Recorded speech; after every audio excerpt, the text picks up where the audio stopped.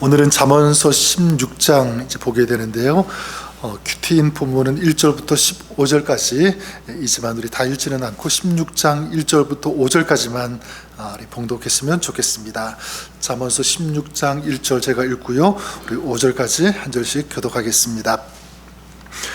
마음의 경영은 사람에게 있어도 말의 응답은 여호와께로부터 나오니라. 사람의 행위가 자기 보기에는 모두 깨끗하여도 여호와는 심령을 감찰하시느니라. 너의 행사를 여호와께 맡기라. 그리하면 내가 경영하는 것이 이루어지리라. 여호와께서 온갖 것을 그 시임에 적당하게 지으셨나니 악인도 악한 날에 적당하게 하셨느니라. 5절까지 읽겠습니다. 무릇 마음이 교만한 자를 여호와께서 미워하시나니 피차 손을 잡을지라도 벌을 면하지 못하리라. 아멘. 네, 하나님의 말씀입니다. 그 시인 에드워드라는 분이 있는데 그 시 중에 이런 내용의 글이 있어서 소개해드리고 싶습니다. 그 숲속에 작은 새 한 마리가 살고 있었는데 갑자기 거센 바람이 불어왔습니다. 그 새는 이 바람에 밀리지 않으려고 발버둥을 치며 버팁니다. 바람에 날려서 숲을 떠나게 될까 두려워 날개를 퍼덕이다가 견디다 못해 바람에 몸을 맡겨 버렸습니다. 새는 잠시 중심을 잃고 바람에 휩쓸려 날아갔는데 한참 후 눈을 떠보니까 눈앞에 펼쳐진 광경을 보고 놀라게 됩니다. 지금까지 자기가 살던 숲과는 비교가 되지 않은 넓고 아름다운 광경의 새로운 세계, 즉 파라다이스가 펼쳐져 있는 것입니다. 저는 이 시를 보면서 우리에게도 참 동일하게 적용이 될 수 있겠구나, 그런 마음을, 그런 생각을 해보게 되었습니다. 여러분, 우리가 우리 자신을 하나님 앞에 맡겨버리면 어떤 새로운 광경, 또 새로운 은혜, 새로운 하나님의 역사를 볼 수 있는데 그렇지 못할 때가 참 많이 있는 것 같아요. 그래서 특별히 이 고난이나 힘겨운 어떤 그런 상황이 있을 때 보통 사람들이 어떻게 합니까? 자기가 끝까지 그것을 붙잡고 자기가 해결하려고, 그리고 내 힘과 내가 가지는 어떤 것을 가지고 그 상황을 모면해 보려고 하는, 그래서 끝까지 자기가 그 상황, 그 문제, 그 일들을 붙잡고 있는 그런 경우가 얼마나 많이 있습니까?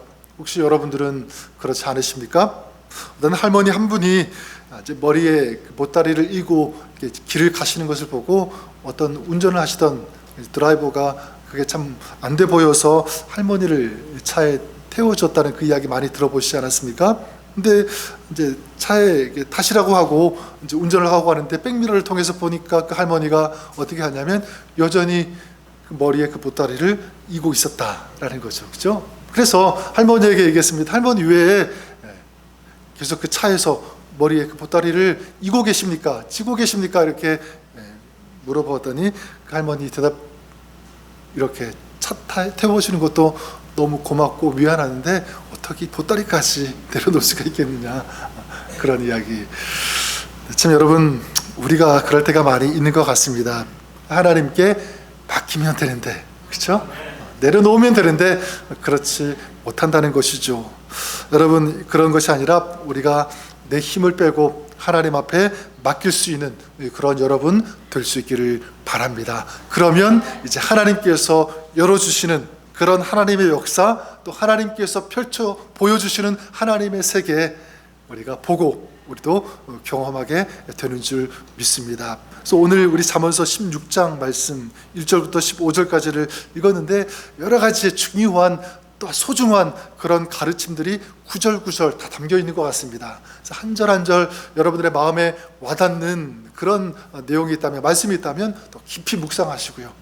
그리고 그 말씀의 그 은혜를 또 가르침을 받으시는 그런 여러분 될 수 있기를 바랍니다. 저는 오늘 이 말씀 중에서 특별히 너의 행사를 여호와께 맡기라. 그리하면 내가 경영하는 것이 이루어지리라, 이 3절 말씀을 좀 같이 나누고 싶은데, 너의 행사를 여호와께 맡기라.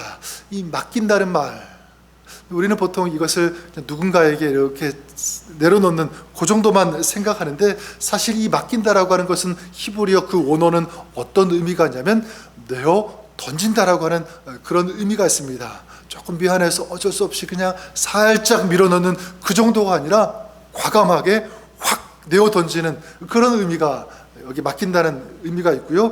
또 어떤 뜻이 이 속에 있냐면 그냥 내어 던지는 그 정도가 아니라 산 위에서 굴려버린다라고 하는 그런 뜻도 있습니다.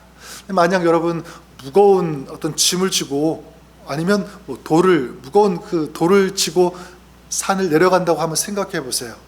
무거운 거를 돌을 지고 얼마나 힘들겠습니까? 그렇지 않겠습니까?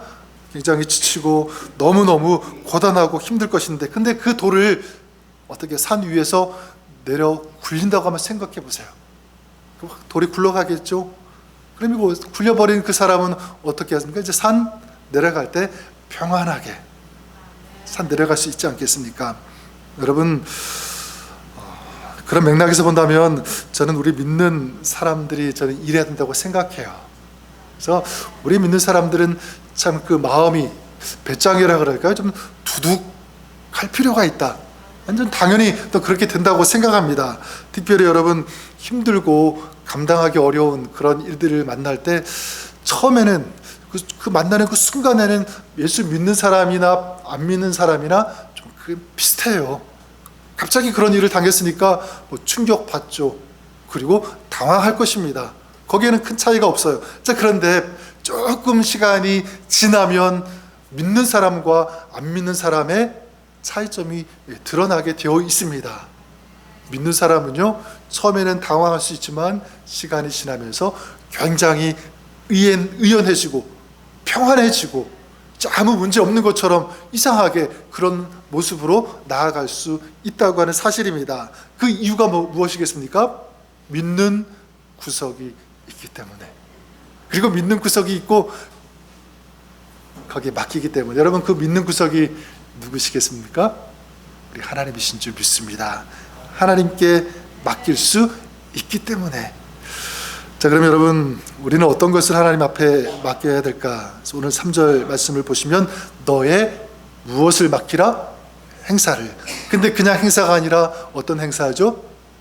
너의, 다른 성경에도 보면 모든 행사를 이렇게 말씀하고 있습니다. 그냥 행사가 아니라 너의 모든 행사. 그래서 whatever you do, 네가 하고 있는 모든 것을 하나님 앞에 맡기라, 하나님께 내려놓으라, 하나님께 굴려 내려보내라 라고 하는 이 말씀, 이것이 우리에게 주시는 하나님의 메시지, 또 교훈인 줄 믿습니다. 저는 구체적으로 어떤 것을 하나님 앞에 맡길까 이렇게 생각해 보니까 굉장히 많아요. 그 중에 3가지. 첫 번째가 뭐냐면 우리의 죄를 맡겼으면 좋을 것 같습니다. 죄를 맡기는 것.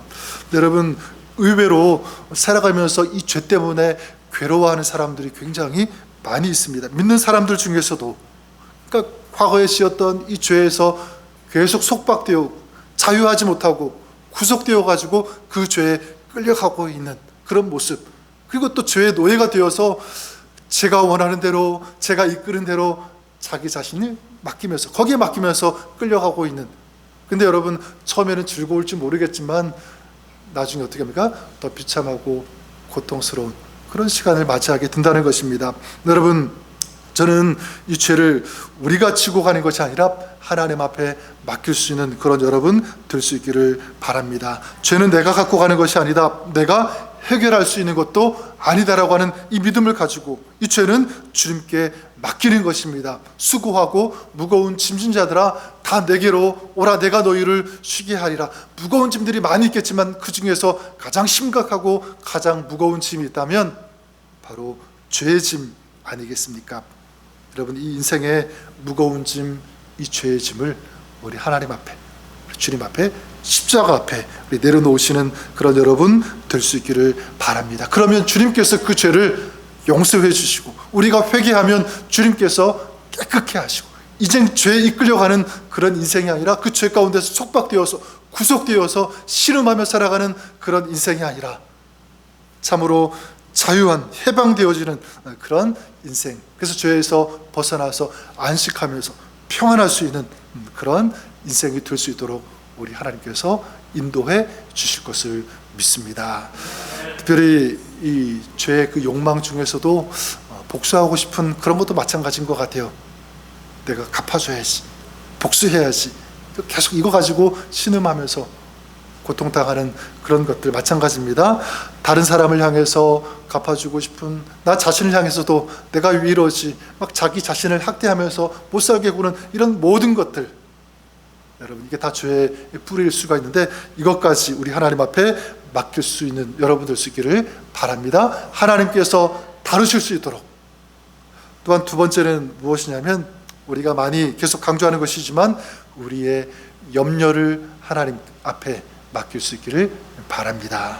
베드로전서 5장 7절에 보면 너희 염려를 다 주께 맡기라 이는 그가 너희를 돌보심이라. 무엇을 맡기라고 하냐면 모든 염려를 맡기라. 여러분 사실 염려가 있으면 살아도 제대로 사는 것이 될 수 없다고 생각합니다. 그래서 나폴레옹 여러분 잘 아시죠? 그 나폴레옹은 뭐 할 때가 가장 불안하고 두려워했냐고 이렇게 보니까 이발할 때 가장 두려웠대요. 무서웠대요. 왜냐하면 적이 이발사를 매수해서 자신을 해칠 수 있다라고 생각했기 때문에. 그러니까 우리가 살아가면서 사소한 것도 그죠? 부정적으로 이렇게 이상하게 보면 다 두려운 거예요. 별것 아닌 것도. 그러니까 사실 세상의 모든 염려를 다 끌어안고 사는 인생이 되어줄 수 있는 것이 우리 사람인 것 같아요. 근데 여러분 하나님께서는 우리에게 뭐라고 말씀하고 있냐면 그 모든 염려를 누구에게 맡기라? 나에게 맡기라. 성경에 보면 명령들 중에서 가장 많이 나오는 하나님의 명령이 뭐냐면 바로 이 명령, 염려하지 마라, 걱정하지 마라, 두려워하지 마라. 저는 일일이 세워보지는 않았지만 이 자료를 찾아보니까 성경에 이런 말씀, 명령이 몇 번 나오냐면 무려 450번이나 나온다고 그래요. 그만큼 계속 많이 나오는 이유가 무엇이겠습니까? 우리가 거기에 노출되어 있기 때문에 염려하고 두려워하고 걱정하는 그런 인생, 그 그물에서 계속 벗어나지 못하는 걸 하나님께서 너무나 잘 아시기 때문에 하나님은 말씀하는 거죠. 네가 그것을 끌어안고 살지 마. 나에게 맡겨라. 내가 해결해 줄게라고 하는. 여러분 예수님께서 이 땅에 오신 이유도 무엇이겠습니까? 우리의 죄를 용서하시고 우리를 구원해 주시는 그 목적도 있지만 그게 전부가 아니죠. 우리가 살아가면서 참된 이 평화와 안식을 누릴 수 있도록, 그리고 이 염려와 두려움에서 벗어날 수 있도록 거기서 우리를 건져 주시기 위해서 이 땅에 오신 줄 믿습니다. 우리가 그 주님을 믿으면 우리 안에 이런 모든 두려움과 모든 걱정과 염려는 사라지게 되는 줄 믿습니다. 그 주님을 붙잡고 그 주님께 맡기면서 살아가는 저와 여러분 우리가 될 수 있기를 다시 한번 주님의 이름으로 축복합니다. 마지막 세 번째, 우리가 무엇을 하나님 앞에 맡길 수 있는가, 아니 맡겨야 되는가라고 할 때 내가 하는 일들, 사역들, 그리고 우리 가정을 하나님 앞에 맡길 수 있기를 바랍니다. 여러분 사실 하나님 앞에 맡기면 이제 그 내가 맡긴 것은 더 이상 내 책임이 아니라 맡기는 순간부터는 누구 책임이 되는 거죠? 하나님 책임이죠. 왜냐하면 하나님께 맡겼기 때문에, 이제 하나님 손에 들려진 것이기 때문에 하나님께서 책임지실 수밖에 없다라고 하는 것입니다. 자, 그러면 우리는 두렵지 않죠. 이제 내 것이 아니니까 하나님 앞에 올려드린 것이니까, 이제 하나님 손에 쥐어진 것이니까 하나님께서 어떻게 이끌어 가실지, 어떻게 해결하실지 보기만 하면 되니까 여러분 그 마음이 얼마나 편합니까? 그렇죠? 얼마나 담대합니까? 근데 여러분 내가 여전히 붙들고 있으면 어떻게 해야 되는 거예요? 뒤로 수밖에 없죠. 여러분 저는 이런 좀 믿는 사람이라면 이제 이런 자신감을 가져볼 필요가 있다고 생각해요. 하나님, 우리 가정, 또 내가 하는 일, 그리고 내가 하고 있는 이 사역 하나님 앞에 맡겼는데 만약 잘 안 되면 그게 누구 손해가 되는 거죠? 이제 내 손해가 아니라 하나님 손해입니다. 그러니까 하나님 알아서 하세요. 이런 마음, 이런 자신감, 우리 믿는 사람들이 가질 수 있는 그런 자신감이라고 믿습니다. 한국에 오래전에 갔을 때 가면 꼭 들르는 데가 사우나에 가게 됩니다. 사우나에 가면 지금 잘 모르겠지만 그때 항상 그 그 사우나 그 들어가는 입구라든가 옷 보관하는 거기에 보면 이런 글귀가 붙어 있는 것을 보게 됩니다. 뭐라고 적혀 있냐면 귀중품은 어디에 맡기라고 합니까? 카운터에, 주인에게 맡기십시오. 개인이 보관하는 물품은 우리가 책임지지 않습니다 라고 하는 이 글귀, 여러분 보셨죠? 저는 이게 영적인 원리도 동일하게 적용이 된다고 믿습니다. 내가 지키고 내가 보관하고 내가 가지고 있는 것은 하나님 책임이 아니다. 하지만 하나님 앞에 맡기면 그때부터는 누가 책임지신다? 하나님께서 책임지시는 줄 믿습니다.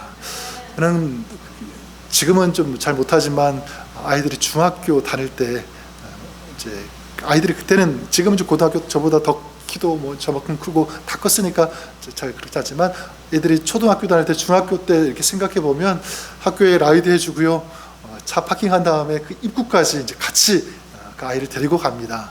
근데 그냥 가지 않아요. 어떻게 하냐면 아이가 가지고 있던 그 무거운 가방을 제가 이렇게 제 어깨에다가 짊어지고 입구까지 이제 간 다음에 들어갈 때 그 어깨에다가 이제 그 가방을 이제 메워주는, 이게 저의 이제 보통 일상이었는데, 여러분 그 무거운 가방을 제가 들고 가면 솔직히 말해서 제가 좀 힘들겠어요, 안 힘들겠어요? 그냥 가는 것보다는 힘들죠.